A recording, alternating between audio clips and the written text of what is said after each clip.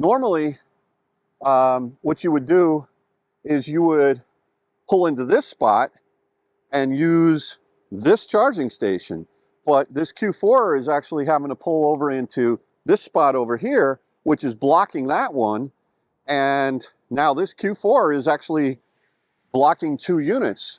Welcome to another episode of Vataspec Dave, where today I'm going to be taking my Hertz rental EV6. This is a 2023 Wind Edition non-technology pack car. And I'm going to be driving up to Brewster, New York to check out how this car charges on the Tesla Magic Dock. We're going to get into that a little bit. But in the meantime, I'm pleasantly surprised that these new Apple Green chargers are open here at the Darien Route 95 South and also in Route 95 northbound lanes. Let's see what we get with these. I've plugged in, I've downloaded the app, and it just started charging. So let's jump in the car and see how it's doing.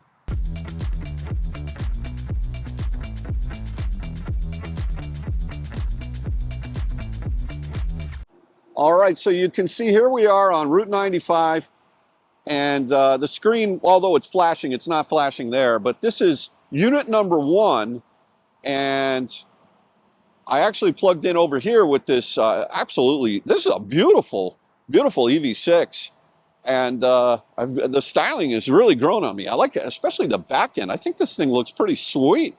But yeah, look, I downloaded the app here for Apple Green, and I'm on unit number 2, but look at this, the screen is blank. It's just completely blank. Now, when I walked up to it, it was lit. So I don't know if that's something that I activated the charger using the app and plugged in. It was no big deal.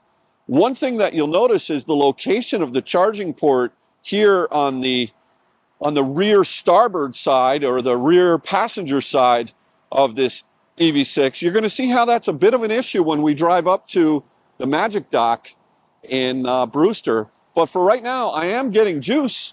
It's just odd that the screen is blank. These units here are BTC power units, not the state of the art that I would hope that they would be putting in. It looks like they've got a lot more room to put a lot more charging stations right along this row over here. And you can see over there, those are where the Tesla superchargers are. Those are V3s. We've got 10 of them over there and 2 of them over here. So look, you know, it's not great, but it's a start. And while you're charging, you can go in and get your Dunkin' Donuts or your McDonald's chicken nuggets. So good location here for sure. There's also right up the road on 95 northbound in Darien, there are actually 4 of these units. There are 2 that are operable and 2 that are going to be coming online. So it looks like they decided for whatever reason to expand the usage, the implementation of 2 additional of these BTC units. But yeah, look at this beautiful EV6 taking on the juice. Yeah, so as we're sitting here at a 23% state of charge, pulling 80 kilowatts, it's not great. I don't have reason to believe that these units, these brand new units, are limited in any way. And maybe the battery pack is just cold, but typically these cars will ask the units, the dispensers, for how much energy they want. And it seems a little odd to me, after now charging from 11% to 24%, that the car is still only asking for 79 kilowatts. So even though the app says that it's 150 kilowatts, I'm having a suspicion that perhaps that is 150 split, and maybe there's only 75 kilowatts max. And because this is an 800 volt architecture, I'm getting a little bit more than 75. I'm getting 80. And which is typical with 800 volt cars. So although, I mean, I've seen typically on a 150 Electrify America, I will see an Ioniq 5 or a GV60 pull 175, 174 on a 150. So if these truly are only 75s, pulling 80 kind of makes sense. I would think the battery pack is warm by now. So odd that I'm only pulling this amount of energy. So I think I've got enough juice to be able to get up to Brewster now. I do want to pull in at a relatively low state of charge. Now, keep in mind that the Brewster superchargers, I just want to explain this, they are V3s, capable of putting out 250 kilowatts. This car here, um, on a 350 CCS, such as an Electrify America that is working properly, I've seen as much as around 240, 241 kilowatts peak where it will pull. I don't expect to see anything like that at the V3. And the reason for that is because of the voltage that the Tesla superchargers V3s put out are way lower than what the voltage that the true V4s will put out of, let's say, up to 1,000 volts. They're really only 400, 500, I can't remember exactly, but the voltage is much lower on a V3, something we'll talk about when we get up to Brewster. So because of that, there's a technical limitation as to how much this high voltage car can actually take on in terms of energy. And the way with which these E-GMP platform cars use the rear motor as kind of an inverter of some sort, to be able to match pack voltage, on an output of much less than what the car can actually take in, it sort of has to limit how much energy you can put. So I'd be surprised if we pull more than 100 kilowatts from the Magic Dock up in Brewster today. When the V4s start going in the ground, and when, let's say, Kia Genesis and Hyundai start offering the adapter and eventually native NACS built into their cars, the true V4, not just the dispensers, but the chargers themselves putting out 1,000 volts, that's when it's going to be really interesting to see what will pull with, from a V4 in a non-Tesla, high voltage non-Tesla car such as this, or such as perhaps the Lucid, which the Lucid, it's a super high voltage car, my Grand Touring, and I was only able to pull maybe 45, 46 kilowatts there. So really not good. But we're moving in the right direction. If this all sounds confusing, hopefully by the end of this video, you'll see. Now look at this. I just popped up to 129, 130 kilowatts. So throw my theory out the window. This is definitely a 150. I'm going to stick on here for a little bit more. I'm happy to see that. So it's not as if the cabinet is split by any means. It's definitely a 150 cabinet. And now the car at 32% state of charge is asking for 130 kilowatts. It's delivering. I could not find my little OBD2 adapter to check out the battery temperature, unfortunately. But I just answered the question myself. The car was only asking for 80 kilowatts. So no fault to these Apple Greens, which is good. So I'm glad I stuck with it here and really figured it out. The 38% state of charge, we jumped right up to 150. So it looks like the battery pack is toasty now. And it'll be curious to see how long it stays at this peak output that this unit is capable of putting out. I wouldn't be a little bit surprised if it creeps up a little bit from here because of the 800 volt architecture. But man, I'll tell you what, 150 kilowatts, I'll take that all day long. Look, I'm pretty happy with this 152, knowing that I've now got CCS, reliable CCS here right near my house. That's a good thing. I mean, most of the time I'm charging level 2 anyway at home. I'm only really using these for road trips, these CCSs. But knowing that Apple Green is a very big network, I did a whole video about Apple Green, and how they're expanding out. Even though there's only 2 units here, this holiday weekend, it's a Sunday, the weekend right before Christmas, nobody's here. And over there, you can see it at Tesla, we got a bunch of cars over there. It's not full, but a bunch of cars. All right, boy, I'll tell you what, this is a big difference in traffic from yesterday to today here on 95. Yesterday, we were heading out to Long Island in the same exact car, and this was completely jammed up here. So today it's moving really quite well, quite fine. All right, so anyway, back to the Apple Green. The charging session, it did pop up to, I saw 154 max at a 48% state of charge. I'm up to a 49% state of charge right now. So that was pretty good. And it's really welcome to have these 2 units, albeit 2. I wish there were more, but hopefully if the demand grows. One thing about those Apple Greens, they were 53 or 55 cents a kilowatt hour. Not cheap. But I also understand that, look, if you're relying on that to charge your car and you don't have a place to charge it at home, that's expensive compared to gas, especially with gas. I saw gas yesterday, $2.95, $2.95 out on Long Island. So, you know, this whole thing about EVs being cheaper to run, you know, I mean, they still are, but the gap is narrowed here recently. So, especially when you're paying 53 cents a kilowatt hour, you know, for fuel. So, I would say if you're going to have an EV, just put in a level 2 EVSE charger at your home, where I'm paying, what, 13 cents a kilowatt hour plus delivery charges and all that. It's a lot cheaper.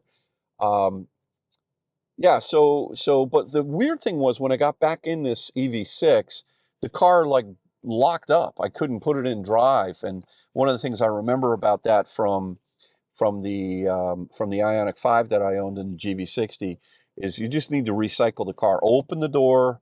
You don't need to get out, but just open the door, shut the door, hit the lock button, unlock it, open the door again, shut it, and then it worked fine. But it was a little bit freaky. So anyway, we're going to cut up now to the Magic Dock. It's going to be I want to take it on this car on some twisties, albeit not a powerhouse like some of the other models that they've come out with. This is just a rear wheel drive, big battery. So it's kind of slow. I wouldn't want anything less than this. Car feels very solid and mature. You can see my other video about that. But all right, so as I'm being passed by a beautiful 18-wheeler here, showing me the business, I'm heading north on 684, and I'm heading up to Brewster, New York to charge this EV6 at the Magic Dock. I'm running on highway driver assistance, which is quite capable, very similar to Tesla's autopilot without enhanced. One nice thing is if you want to change a lane, when you put the turn signal on, it disengages the steering, and then when you actually take the lane, it reconnects. So it's a nice feature. I like that actually better than Tesla autopilot. And so, yeah, so anyway, let's talk a little bit about Magic Dock and what that is. There are 2 standards in the country, very much like, for those of you who are older will remember, VHS versus Betamax videotapes. You know, right now there's Tesla standard or an ACS, the national North America charging standard that Tesla has branded their charging plug and the whole way with which they charge. And then there is the charging combo system, or CCS. Now here in the States, it's a combination of the J1772 plus 2 DC pins below that, kind of a heavy, clunky, cumbersome cable. And the charging companies that are out there that are supplying energy, the charge point operators, whether they build the units themselves or buy them from companies like ChargePoint or perhaps BTC or you know, any of the others that are out there, Signet and so on, we have found in general that the experience to charge is not anywhere near as good as Tesla. So what Tesla has done, earlier this year in February of 2023, the last day of February as a matter of fact, the first, I think it was maybe 7 or 8, maybe 9 special V3 superchargers were retrofitted to either pull out the Tesla NACS plug and plug it into your Tesla, or using the Tesla app, you could activate to reveal a hidden sort of like a CCS, not a sort of like, a CCS adapter that's plugged right into the Tesla supercharger, the NACS port. And I was there on day one and charged my wife's GV60 there, and we only pulled 105 kilowatts, and it was a little odd to me, like, why? This is a 250. I've seen 241 on Electrify America, 350 kilowatts. Why am I only pulling 105 kilowatts?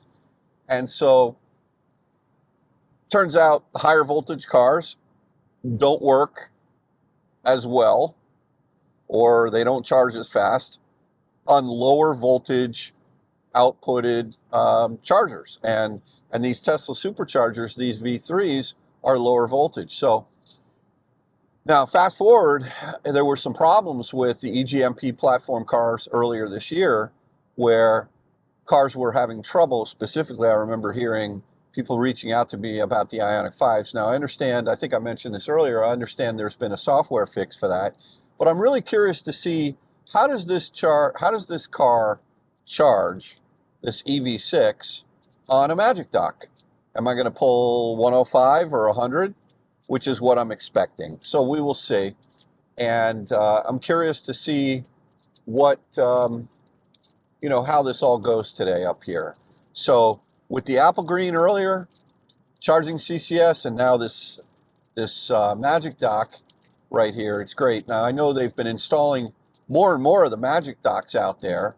So if you do have a CCS car, you should check that out. For example, if you're living in the New York metro area and you're heading up 91 to go skiing, let's say, or for your holiday in Vermont or New Hampshire, there is a new, in Enfield, Connecticut, there's a new V3 there with Magic Docks. So be sure to check those out and charge. You'll have to download the Tesla app, install it, and there's plenty of videos that show you how you can use that, that app and activate the Magic Dock so you can charge your CCS car there.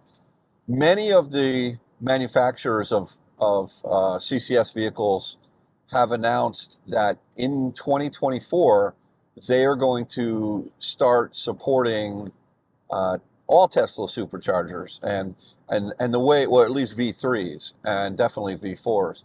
The way with which they're going to do it initially is through an adapter. We have yet to see what the solution is going to be from each of the manufacturers. So we're not really sure how that's all going to work for whether it's Ford or GM or Hyundai. And then in 2025, we expect that, manufacturing software is easier to change than hardware, right?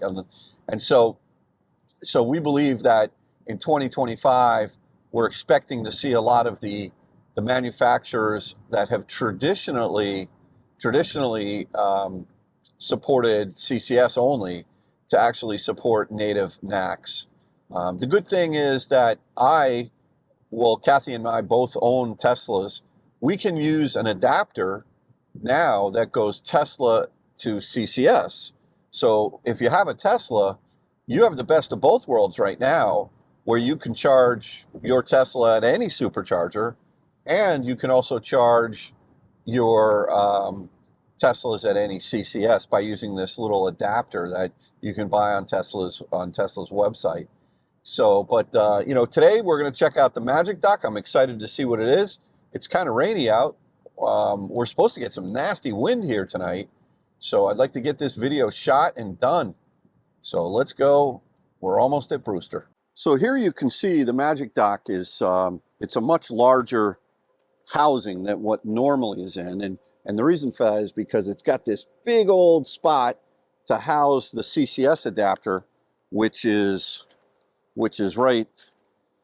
It pulls out and allows me to charge this car. But let me explain to you a little bit about this situation here at the Brewster Magic Dock and why this spot is a special one here. Now, normally, because of the placement of the charging port, which is over here on the right-hand side, the passenger side, what I would normally have to do is if I wanted to park in and charge on, let's just say, this spot right here, this one right here, what I would need to do is pull in this way and park here. But the problem is I wouldn't be able to use this charging station here because the cable's not long enough. So if you think about it, I wouldn't be able to reach to get it in my car. So as a result,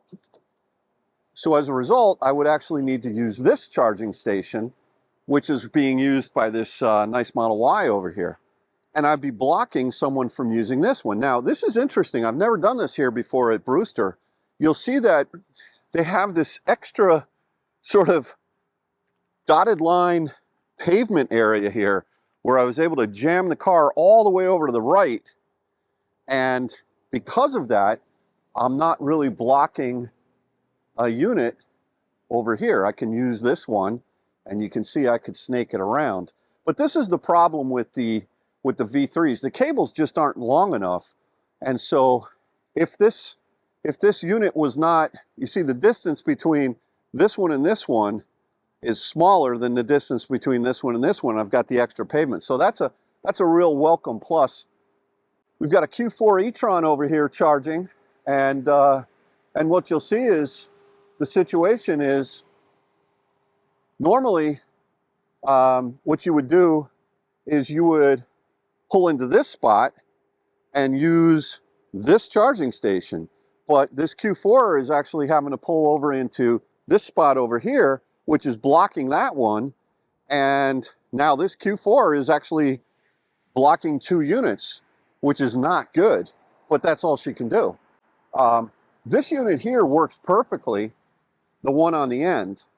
And but what's nice, what I've discovered here is at Brewster, there are, well, at least for the EV6, there's 2 units now that you can use here and charge and not block another one. But, you know, as you see in that Q4 e-tron over there, where it's parked, it's taken up 2 out of the 8 charging stations here, which is just not, it's not good. So you can see how you got the NACS right here, and then the combo CCS adapter right there, which allows you to use this magic dock. There's my Dunkin' Donuts up there. Anyway, all you do is put it back in and just push up. And then if somebody comes who's a Tesla user, they'll just pull that out and use it. And if they're a non-Tesla user, they'll go onto the app. I almost fell there. Oh boy. They'll go onto the app and they'll activate it. And then you'll be able to take out this by just pushing up. Once you've activated it, push it up that way and then pull it out, and you'll get the CCS adapter right on there. So it's a beautiful thing. The one thing I don't like about this Kia is that if you got to put this little plastic thing back in there. It's just not an elegant design. I mean, it is an automatic flap, but if the automatic flap closes on the little plastic thing, it won't close. So anyway, that's all we got. All right, so this concludes our video, but before I go, I just want to say, don't be the guy in the Tesla on the end. When you have other superchargers that you can take, leave the one on the end here in Brewster or others like that that are magic docks open for CCS cars. Why? Not because maybe it's you're doing that for yourself, but you're doing that for other Tesla owners, so we don't run into a situation like this E4 or the Q4 e-tron over there, which is blocking 2 superchargers in order for them to receive juice. If you weren't parked over there on the end, then that Q4 could have been parked over there on the end, and that would have left another supercharger open for someone like this guy to pull in and charge there. So anyway, hopefully this video shows you a little bit about what it's like to charge the EV6 at both CCS and also the Magic Dock. And as the rain starts coming down, we're in for some nasty weather. I will say thanks again for watching another episode of Aspect Dave. I did get my Dunkin' Donuts. I got the pumpkin spice latte this time. I think Kathy's starting to influence me.